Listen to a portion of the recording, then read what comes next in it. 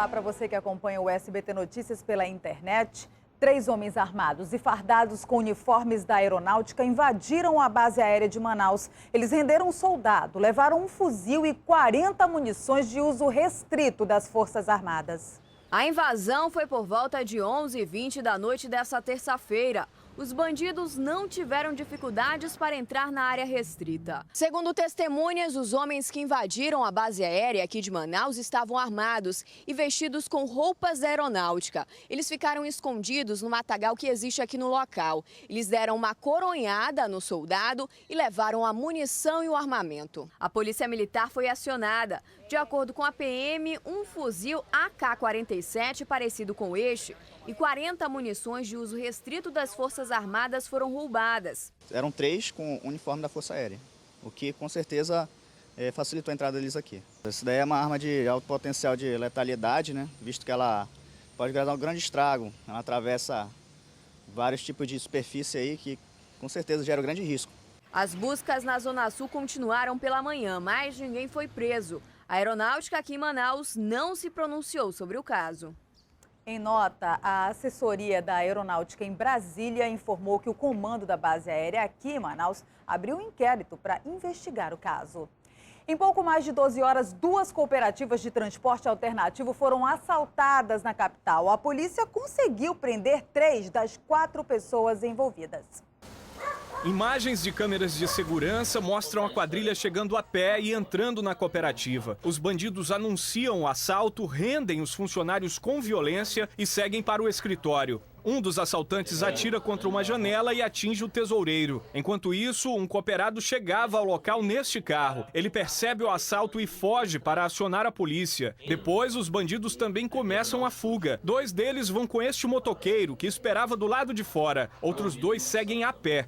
O secretário da cooperativa, Edinaldo Alves, explica que os bandidos só não entraram no escritório porque ele conseguiu fechar a grade. No local também há uma marca de bala. Quando eles entraram lá, não conseguiram entrar.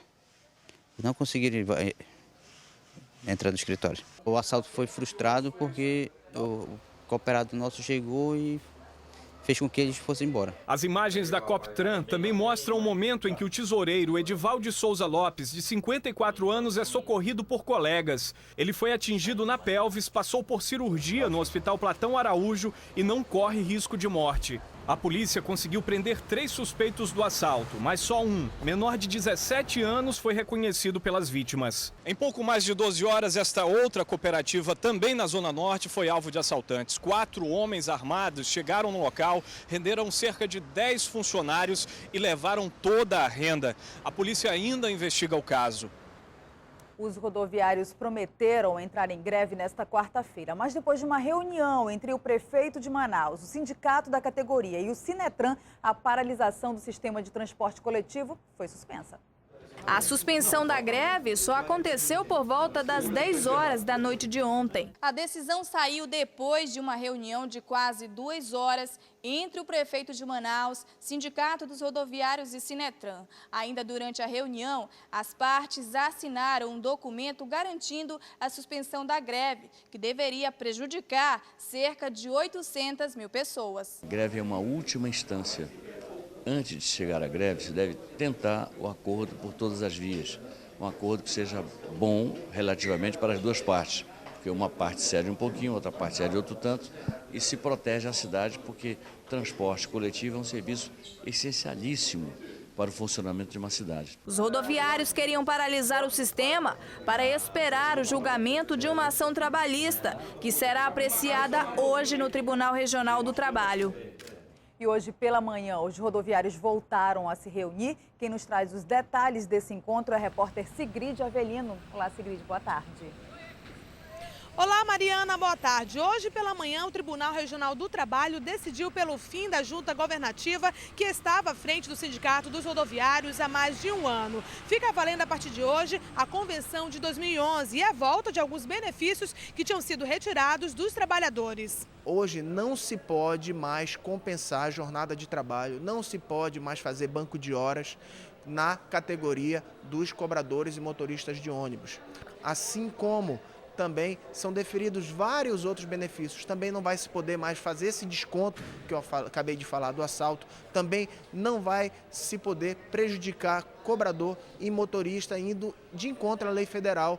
Mariana, com essa decisão, pelo menos por enquanto, fica descartada a possibilidade de greve dos rodoviários aqui na capital. Eu volto com você. Que bom, né, Sigrid? Obrigada. O governo federal anunciou a ampliação do programa Bolsa Família. A partir de agora, os beneficiários passam a receber R$ 70 por pessoa ou R$ 350 em uma família de 5 pessoas, por exemplo. Com a iniciativa, os 22 milhões de beneficiários cadastrados no Bolsa Família devem ficar acima da linha de extrema pobreza, que é definida por quem vive com menos de R$ 70 por mês, conforme o Ministério do Desenvolvimento Social.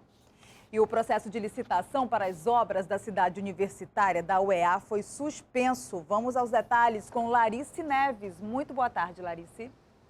Olá, Mariana, muito boa tarde. A suspensão da licitação das obras da cidade universitária foi uma recomendação do Ministério Público Federal que o governo do estado acabou acatando. Segundo o MPF, ainda falta análise de alguns órgãos, como IPAAN, CREA e Instituto de Arquitetos do Brasil. A medida é para evitar desperdícios, já que depois desses estudos poderão haver mudanças. A cidade universitária deve abrigar todas as faculdades da Universidade do Estado do Amazonas e será construída em Iranduba. O governo do estado pretende entregar pelo menos a primeira parte no próximo ano. Agora, a licitação não tem data para iniciar. Larice Neves para o SBT Notícias. Obrigada, Larice. Você vai ver a seguir, mais de 60 escolas públicas do Amazonas ainda não iniciaram as aulas este ano.